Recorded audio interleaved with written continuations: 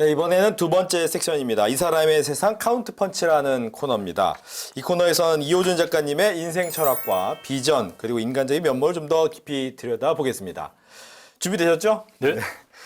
공무원이자 사진 작가시잖아요. 이제 두 분야에 대해서 서로 시너지 효과를 주고 있다라고 하는데 일단 둘 중 하나만 해야 된다. 저는 뭐 사진 작가는 자신이 없습니다. 네. 그러니까 지금 현재 공무원 생활이 굉장히 만족스럽고요. 뭐 무엇보다도 사진 작가라는 거는 특별한 사람이 해야 된다고 생각합니다. 특별한 재능이 있는 특별한 사람이 해야지 그렇지 않은 사람이 하면은 그건 굉장히 힘든 일일 거요. 어떤 재능이 있어야 됩니까? 그 예술적인 감각이 있어야죠. 아니면 뭐 우리 뭐 사진 기자님들하고는 좀 틀리죠. 기자님들은 뭐 예술성을 뭐 따지진 않지만 그게 이제 메인이 아니니까 그거는 좀 틀리지만은 사진 작가라는 타이틀로 자기가 살아가려면은 네. 정말 이게 필요하다고 저는 생각을 해요. 그러니까 주변에서 그런 사람 많이 봤거든요. 뭐 도무지 재능이 별로 그렇게 있어 보이지 않는데 그냥 하는 사람들 굉장히 괴로워해요. 뭐 돈도 안 되고 우리나라에서 사진 작가로 살아간다는 거는 제가 볼 때는 거의 뭐 몇 명 안 될 겁니다. 이제 그런 상황에서 그 어떤 그래도 이제 그 사람들이 버틸 수 있는 건 재능이죠. 그 예술적인 재능, 예술을 사랑하는 마음, 그리고 사진을 진짜 사랑하는 마음. 그런 게 있으면은 할 수 있다고 보는데 저는 뭐 그 정도까지는 안 된다고 보고요. 저는 이제 공직에 있는 거를 굉장히 뭐 정말 만족스럽게 생각하고요. 감사하게 생각합니다, 정말. 알겠습니다. 어린 시절의 꿈이 그럼 연결이 됐는지 예를 들면 공무원이라는 꿈이라든가 아니면 사진작가라는 꿈을 혹시나 어린 시절에 두 개 중에 하나는 꾸셨는지요? 전혀 꾸지 않았어요. 그럼 어떤 꿈이셨어요? 제가 이제 대학을 신문방송학과를 들어간 것도 어떻게 보면은 뭐 그때 뭐 상황적으로 어쩔 수 없이 됐네. 들어가고 나오니까 굉장히 잘 들어왔다고 생각을 해요. 그래서 뭐 저는 아주 좋은 과를 선택해가지고 공부도 잘했다고 저는 생각을 하는데 네. 그때 제가 한번 뭐 그때는 뭐 다들 신방과를 졸업할 때 되면 이제 취업 때문에 고민을 하다가 사진 기자를 한번 시험을 본 적이 있었어요. 뭐 언론사에. 뭐 보기 좋게 떨어졌죠. 그때 만약 합격을 했으면은 지금 어떻게 됐을까 또 한번 그런 생각은 가끔 해봅니다. 근데 이제 사진을 뭐 해보겠다 그런 생각은 해본 적이 없는 것 같아요. 일단 자신이 없었고요. 그리고 제 주변에 사진 잘 찍는 친구들이 많았어요. 신방과에는 많아요 그런 친구들이. 그래서 그런 친구들한테 내가 비할 바가 아니다. 저는 그때 그렇게 생각을 했죠. 다만 저의 꿈은 사실은 학교에 좀 가고 싶었어요. 교수가 좀 되고 싶었는데. 그것도 쉽지가 않더라고요. 그래서 쉽지가 않아가지고 뭐 그래서 그렇지만은 뭐 결과론적으로 더 좋은 직업일 수도 있는 지금 직업을 할 수 있어가지고 저는 감사하게 생각하고요.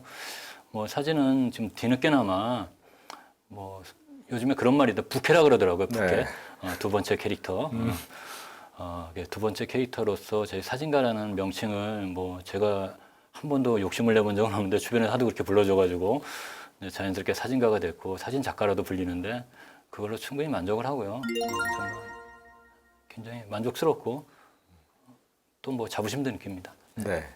그렇다면 사진의 매력은 어디 있습니까? 이게 혼자 할 수 있다는 게 저는 가장 큰 매력이라고 생각해요. 이게 다른 취미들은 뭐 이게 운동도 뭐 혼자 하기 쉽지 않고 또 뭐 게임을 해야 되고 뭐 그런 거지만은 물론 사진도 동호회도 있고 아카데미도 있고 뭐 클럽도 있고 다 있어가지고 같이 활동을 하지만은 진짜 사진하는 사람들은 혼자 하거든요. 그래야 사진을 제대로 찍을 수가 있어요. 이 같이 다니다 보면은 이게 사진 찍기가 쉽지가 않아요. 서로 뭐 관심 분야도 틀리고 발걸음 속도도 틀리고 그렇기 때문에 이게 서로 눈치도 봐야 되고 그렇죠. 그렇지만은 사진은 온전히 나 홀로 할 수 있다는 겁니다.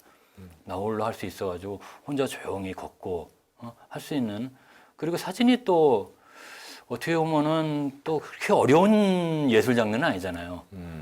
좀 감각이 좀 있고 이제 카메라 좀 좋은 카메라 갖고 그다음에 이제 기본적인 그 기능만 좀 습득하면은 얼마든지 또 뭐 인정도 받을 수 있고 다른 사람한테도 인정도 받을 수 있고 뭐 그런 면에서 굉장히 저는 이제 그런 표현을 어디다 썼는데 굉장히 민주적인 매체다. 누구나 할 수 있는 접근 가능하고 문턱이 낮은 예술 장르다 그렇게 생각하거든요. 그런 매력이 있는 것 같고요. 아까도 말씀드린 가장 큰 매력은 뭐니 해도 혼자 할 수 있다는 거. 혼자 충분한 시간을 투여해서 할 수 있다는 거. 그게 가장 큰 매력이 아닐까 그렇게 생각합니다. 예. 보니까 이제 사진집도 내셨잖아요. 이제 네. 보면 이제 사진도 있지만 옆에 이제 에세이 같은 글도 함께 쓰셨던데, 보고서 글하고는 다르잖아요. 평상시에 글쓰기, 신방 학교에서 많이 단련이 된 겁니까? 아니면 어떤 겁니까?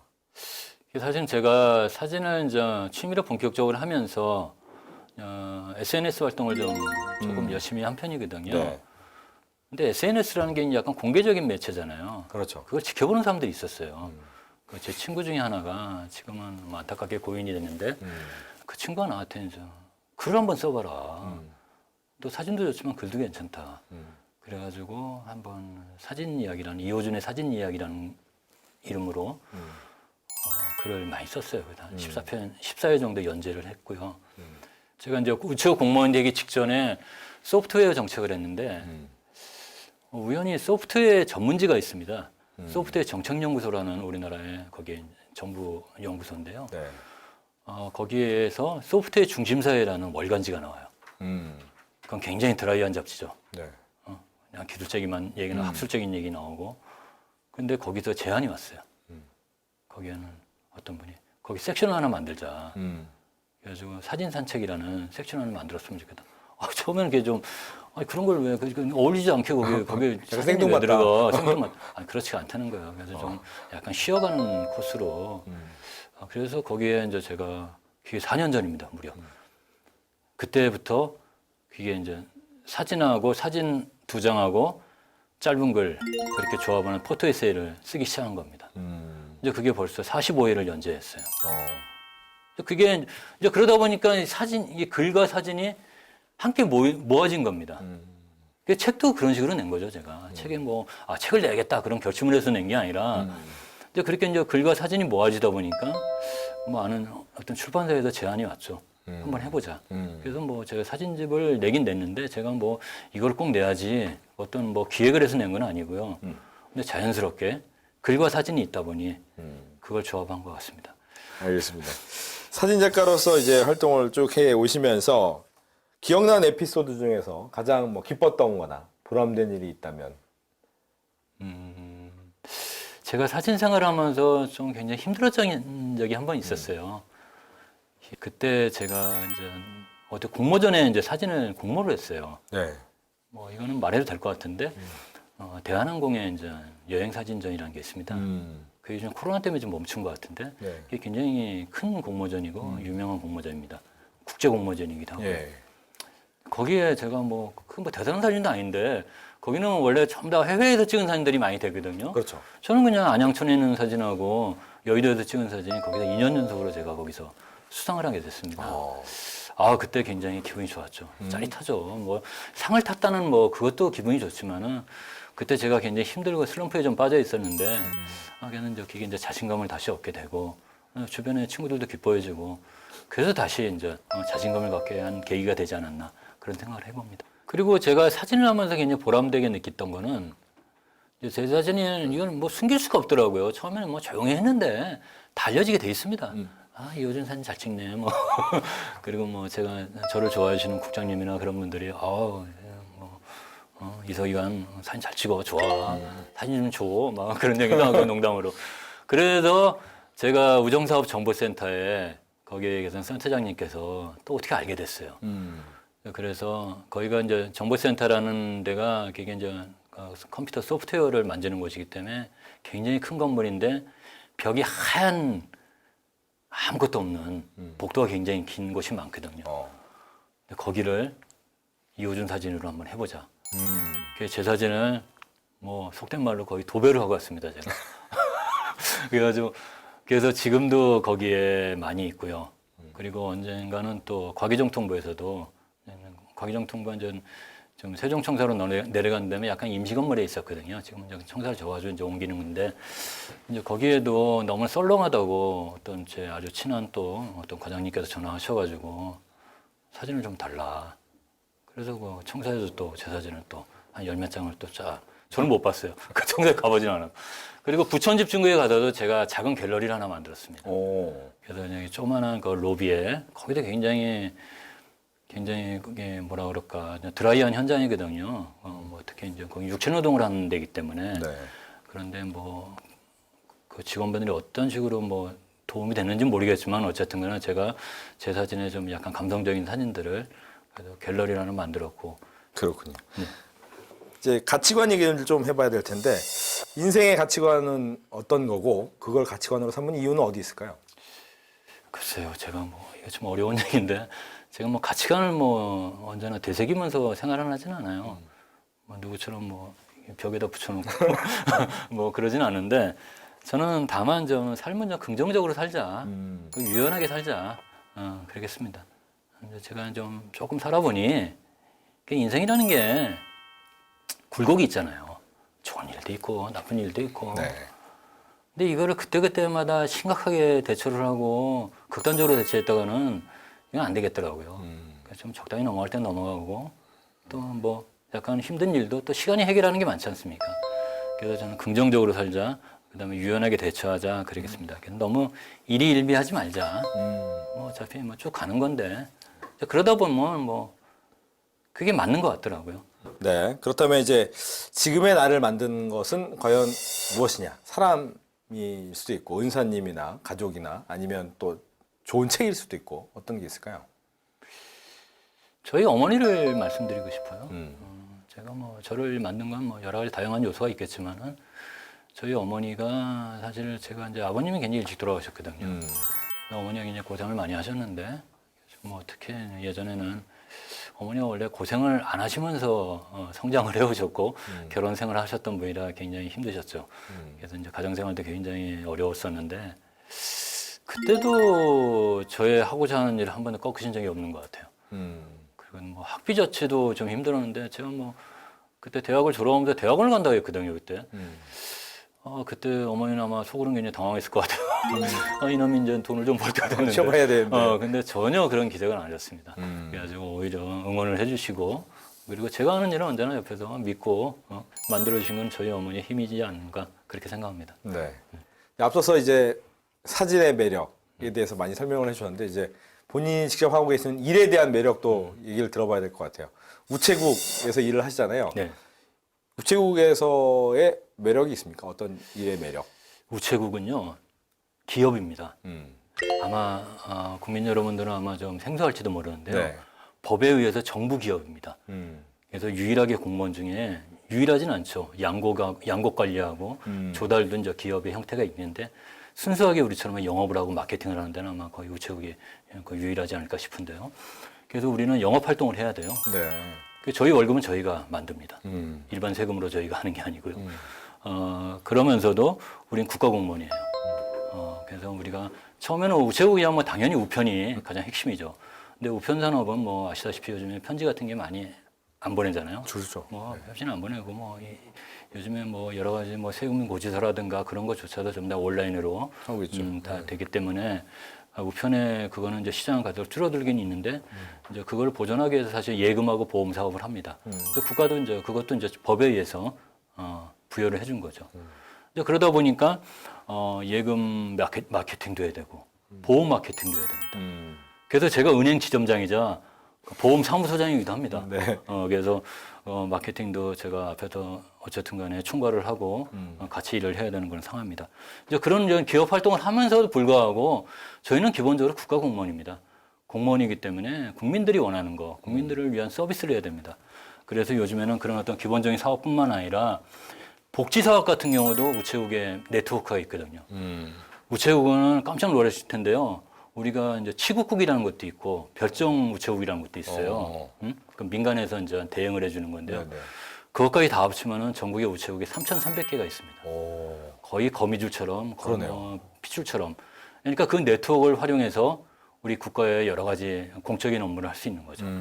그래서 이제 복지 서비스 같은 경우, 그러니까 독거노인 같은 거는 보살핌 서비스도 우리가 하고, 그리고 우리 강서우체국에서 최근에 한 사업이 있는데요.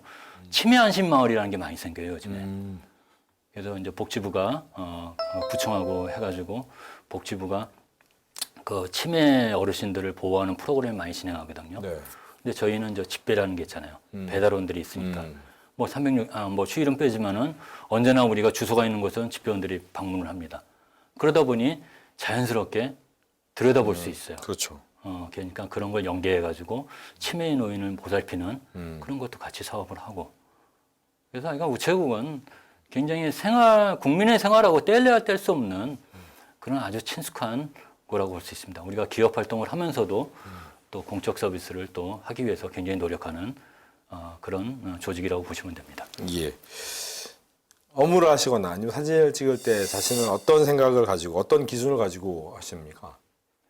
저 업무는 방금 전에도 말씀드렸듯이만 우체국은 기본적으로 국민들을 위해서 존재하는 기관이기 때문에 서비스 기관이죠. 네. 그래서 언제나 뭐 저도 그러려고 노력을 하고 우리 같은 직원들에게도 그걸 강조합니다. 언제나 친절하고 서비스 정신에 투철해라.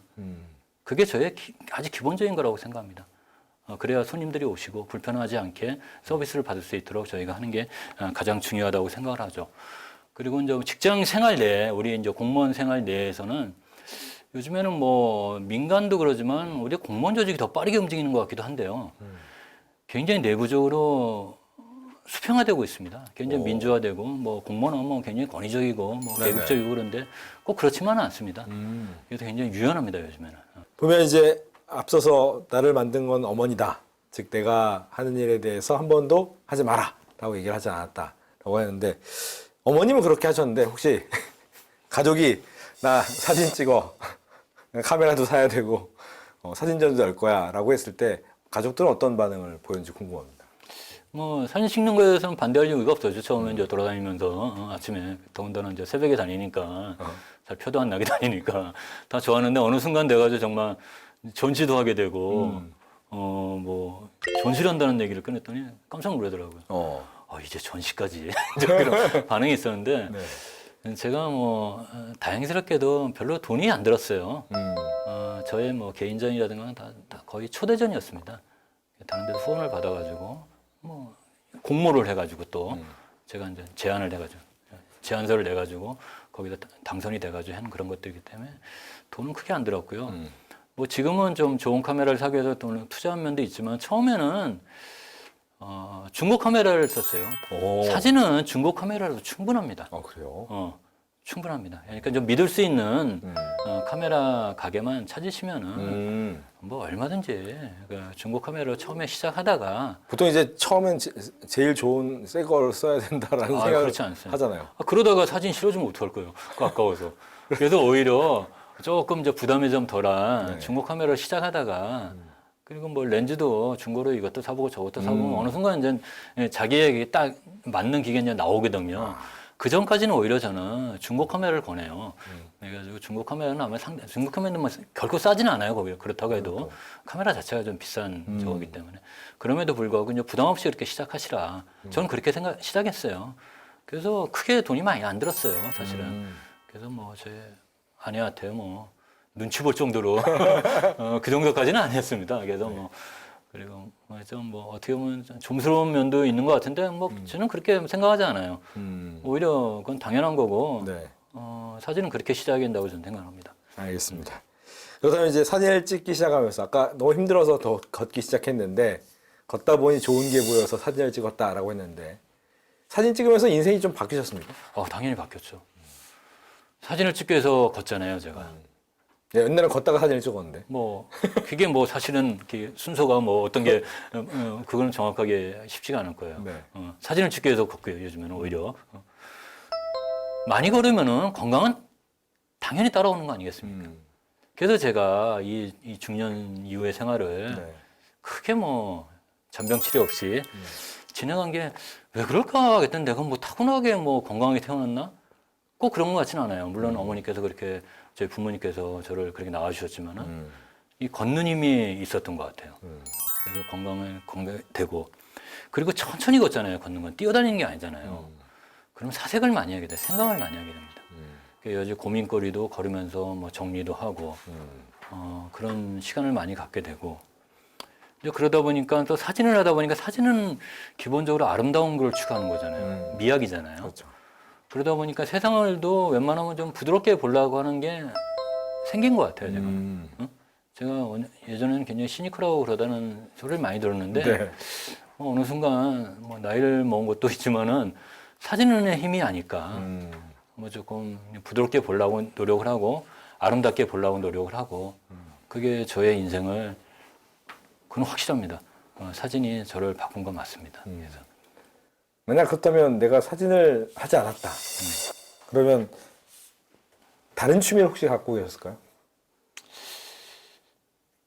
별거 없었던 것 같아요. 운동을 좋아해가지고 뭐 운동을 뭐 했을지 모르겠는데 분명한 거는 지금보다 훨씬 인생이 더 무미건조하고 그리고 건강하지도 않았을 것 같아요. 어떤 걸 했던 간에. 그러니까 사진이 저에게 건강함과 그다음에 따뜻한 감성을 심어준 것 같습니다. 예.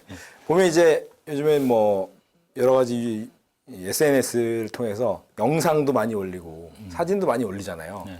근데 특히 이제 뭐 남자친구가 여자친구한테 사진 잘 찍어주기 위해서 엄청 노력하는 그런 동영상도 굉장히 많이 나오는데 일단 잘 찍으려면 어떻게 됩니까? 사진을 잘 찍고 싶다. 사진을 잘 찍는 사진은 결국에는 구도예요. 그러니까 사각 프레임 안에 어떻게 넣냐잖아요. 네. 구도를 잘 잡는 게 가장 핵심입니다. 뭐 좋은 카메라가 핵심이 아니고 비싼 카메라가 핵심이 아니고 구도를 어떻게 잘 잡느냐. 근데 구도는 사실은 굉장히 감각하고 관련이 있어요. 그건 타고난 그 감각이죠. 구도가 그게 뭐 책으로 배우기도 쉽지 않고 네. 그리고 그게 무슨 어디 아카데미 다닌다고 또 갑자기 이제 생기는 것도 아니에요. 이제 그럼에도 불구하고 구도는 연습을 할 수는 있어요. 열심히 연습해서 저는 가장 기본적인 거는 수직하고 수평이라고 생각합니다. 사진이 이게 수직, 특히 이제 수직이 우선이거든요. 네네. 수직하고 수평이 딱 같이 맞으면 좋은데 그렇지 않을 경우는 일단 수직을 가급적이 맞춰라. 그러면 사진이 굉장히 안정적으로 보여요. 안정적으로 보는데 근데 뭐 이렇게 막 비틀고 그런 건 뭐 다 좋은데 그거는 이제 수직 수평이 잘 되면서 그 다음에 자기의 색깔을 드러내기 위해서 비틀거나 뭐 이렇게 하는 건 좋은데 처음엔 수직 수평을 연습을 하라는 얘기를 좀 언제나 드려요 저는.